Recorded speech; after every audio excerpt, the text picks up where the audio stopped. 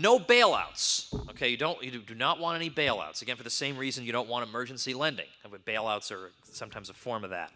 We don't want that. We want, again, reallocation of resources properly. Now, a lot of people have been of the opinion that we've got some firms that are just too big to fail. And if we didn't bail them out, the world would end, and the Earth would break free of its axis and go spinning toward the sun, and that'd be the end of it. And we get this a lot. You get this all the time. That what kind of crazy loon are you? Don't you know that our wise overlords needed to bail out their friends? I mean, this is what was good for us. This is what we get told a lot, of course. But the fact is that it's not as if we don't bail out these firms that the amount of wealth in the world will shrink. The amount of wealth in the world is the same no matter what we do with these firms. The amount of physical stuff in the world does not change in the wake of a major failure. There's still just as much stuff, just as many houses and just as many cars and just as many boats and just as much lumber as before. But just that some of these assets and assets based on these assets have simply been mispriced. They've been overpriced. We thought they were worth more than they really are. So all we're saying is that those things need to be repriced. And when they are repriced, that could lead to some bankruptcies. Okay, but what happens in bankruptcies? Does that mean that houses vanish into thin air and cars vanish into thin air, wealth vanishes into thin air? No, there's still just as much physical stuff as before. We just shift the ownership around. The bondholders take control, let's say. We sell off the assets and other owners take control of them, and we sort of figure out what's worth what, and we move forward. That's all. So again, there's no change in the amount of physical stuff in the world. We just have to change what the prices are on these things. So that doesn't make you suddenly become poor. It just makes you face reality. You cannot somehow stay rich or prop things up by refusing to face reality. If these things aren't worth X dollars, you can't keep prosperity going by pretending that they are. That's all we're saying. That's the basic point. Now, the too big to fail thing, I like Frank Shostak's argument. These things aren't too big to fail. They're too big to be kept alive because they are vampires. They are sucking resources out of the economy. Now, of course, you could mention the car companies as examples. That there's no reason that you couldn't have just, again, simply shuffled the resources around and put them into the hands of people who would do a better job. But when you've got a major voting bloc in the form of the unions demanding this or that, well, that's going to be what's going to happen instead. But basically, a firm like GM, which is losing $3,000 to $4,000 a car, $3,000 to $4,000 a car. I mean, this is a wealth destruction machine. You put stuff into it, and then what comes out is like much worse than what you put in, and we want to keep doing this. That's too big to fail. We got to keep on doing this. My gosh, what would happen if we weren't putting stuff in and getting less out? How would we ever survive?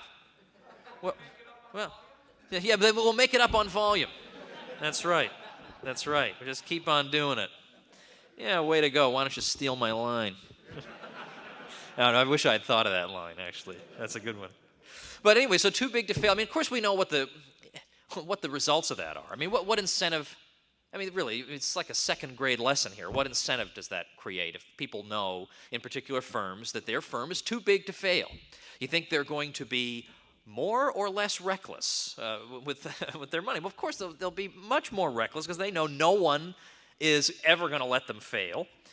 And we saw this, by the way, with this sort of quasi-government, quasi-private Fannie Mae and Freddie Mac. They knew they were too big to fail. One official from Freddie Mac said the thinking was that if something really bad happened to the housing market, then the government would need Fannie and Freddie more than ever and would have to rescue them. A top Freddie Mac executive said, it basically worked exactly as everyone expected. When things got bad, the government came to the rescue. So this isn't like, again, some crazy theory that we thought of. They come right out and say it. And in a way, I don't know if it's refreshing or really sinister that in our day and age, the bad guys are so open about what they're doing. Like they don't even feel like they need to conceal it half the time. And it's funny, if I can just one brief digression. I was giving a speech in Brazil, of all places. There's a new Brazil Mises Institute. And I was pointing out, I figured most people in the audience didn't know who Warren Harding was. Given that most Americans don't know who Warren Harding is, why would Brazilians know? But he was a president elected in 1920, and it was under Warren Harding, following upon the administration of Woodrow Wilson, that we saw this very hands-off approach to the major economic downturn of 1920. And I did a YouTube on this. Just type in Depression 1920. And it shows how quickly the system corrected itself. And the great economist Joseph Schumpeter even said that that episode of 1920 alone, that alone, shows that the system is indeed self-correcting.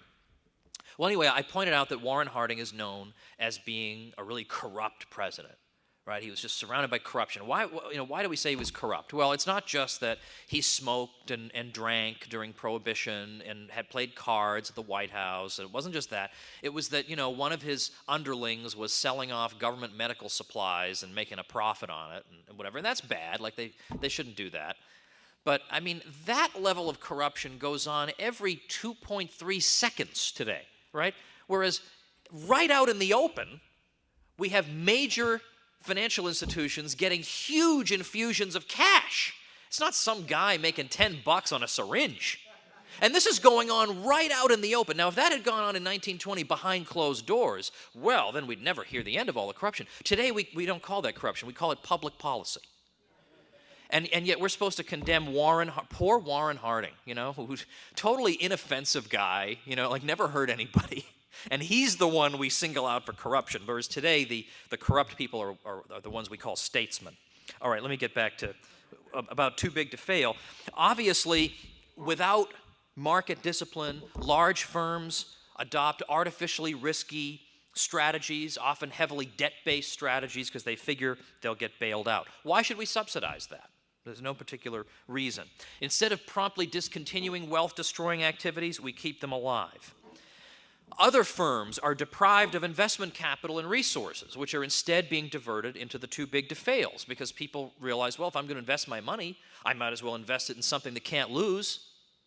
So if you're a non-too big to fail firm, you have to offer a higher return in order to attract money, because your parasite giant too big to fail firms get money for nothing practically, because everybody knows their money there is perfectly safe.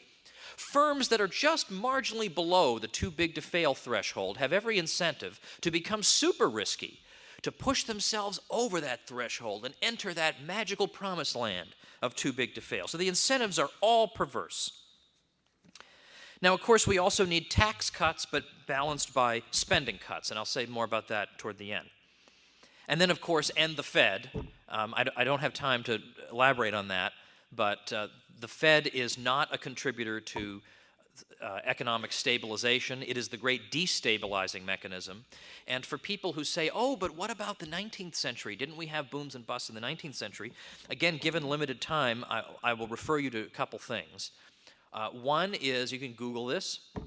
There's a wonderful talk that Professor George Selgin gave at one of our conferences, Mises conferences, George Selgin, S-E-L-G-I-N, and it's called The Fed's Dismal Record. And if you Google that, you'll hear it's like a 35-minute presentation. And his paper on that subject, at least an unpublished version, should be available soon. I keep nagging him about it because it was so well done. And then also I did a YouTube called Monetary Lessons from America's Past that goes into it sort of elaborates on some of the points I make in Meltdown. So the Fed is not our friend. It's not a great stabilizer. And this is really a grotesque form of superstition that we've been encouraged to embrace. Now that would be the beginnings of my plan. That would be like days 1 through 3. Then on day 4, we'd get into the entitlement question. So basic, by and large, Medicare and Social Security being the biggest ones. Now Bob mentioned an unbelievable figure, like 66 trillion additional dollars we're talking about here, when you factor in the present value of the unfunded liabilities, that is, the payments that people expect to receive in the future for which no provision has currently been made. Now, there are a lot of figures that have been thrown about. 66 trillion is one of them. But the head of the Dallas Fed, and you might think, well, why would you trust a guy at a Fed bank? Actually, some of these regional Fed people can be okay once in a while. Like in terms of the numbers, like if you go to the website of the St. Louis Fed, this is even the enemies of the Fed use the numbers at the St. Louis Fed because you can generate graphs. It's amazing. They open up and say, here, generate your own graph about how stinky we are. It's really great. And then it just shows the monetary base going way up. Well, Richard Fisher, who heads the Dallas Fed, estimates the entitlement problem. He estimates the figure Medicare, Social Security, but also the Medicare Part D, which is the prescription drug aspect. His figure is $100 trillion, just over $99 trillion. So obviously this is unpayable. There's no way this can possibly be handled. $100 trillion additional dollars for which no provision has been made. Well, whatever figure you accept, whether it's 100 trillion, 66 trillion, or any of the figures in between, the point is all these figures exceed the total net worth of the U.S. economy. So that's what's meant when a lot of people say the U.S. is bankrupt. That's it. That's the definition.